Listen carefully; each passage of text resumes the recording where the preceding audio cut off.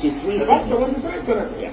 Not only will you have 73 senators in attendance, it means that of the members who are present, you understand, 73 must vote in support. The same number that can enthrone the leadership of both chambers. To test, in the case of the House of Reps, 240 members. In the case of the Nigerian Senate, where I'm a member, 73 of us will have to agree. Okay? And some of us, as I've said, for ideological consistency, in defense of the democracy of our country, in defense of the Constitution, in defense of the sovereignty of the people of Rivers State, we are ideologically opposed to that. This is, of course, from a political point of view. I mean, Rivers State is a PDP. I watch you on television. The civil senator Seriake Dickson. Yes. I watch you on television. Mr. President, I have and you pointed out. Listen to me now. Yes. Let's not argue. If we argue, it won't be good for any of us. We are all distinguished people. You are a former governor, I'm a former governor. Let us, please, all the mics, sit down. Please be seated. I watched you on television, and you said no matter what the Senate does, the Senate will never go with you. The Senate will not go with you. You said no matter what the Senate does, the Senate will not have your vote on anything the Senate does. That's what you said on television. I don't know, but I'm saying that if you have already made up your mind to go and talk on television when the Senate has not even considered any issue, I want to let you know. To me, please. I'm not arguing with you. I'm only saying please allow me to preside. Allow me to preside. Make my points. Stand up and make a point. Thank you, Mr. President. Please, we must have mutual respect for all of our colleagues, okay? And I do have regard for you, particularly as our presiding officer. And I think that should be reciprocal. Now, the point of order, Mr. President, Henry Seriake Dickson, Bayelsa West. The point of order I rose to address is to draw the attention of the presiding officer and our colleagues to the specific provisions of our rules.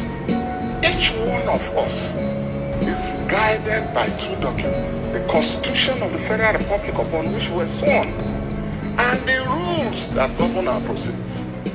The proclamation has been read to us, and I wanted to draw your attention, Mr. President, respectfully, and the attention of all our colleagues, to the specific provisions of our rules, Order 135.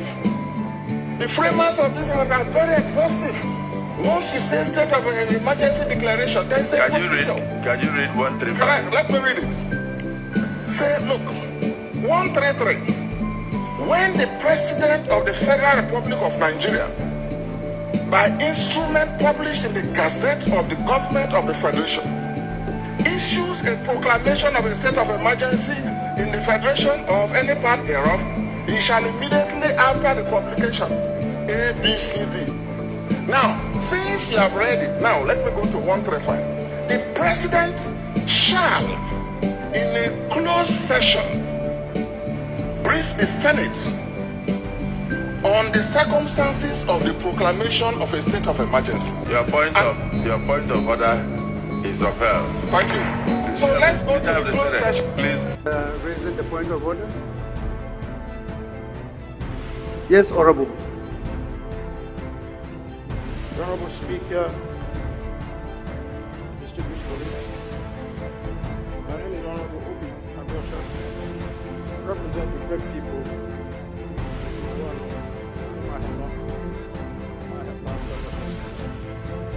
Mr. Speaker, since the President's letter concerns proclamation, Mr. Speaker, the constitutional procedures must be followed as enshrined in Section 305, subsection 6B, that says for us to consider this President's request that this House must have two-thirds of members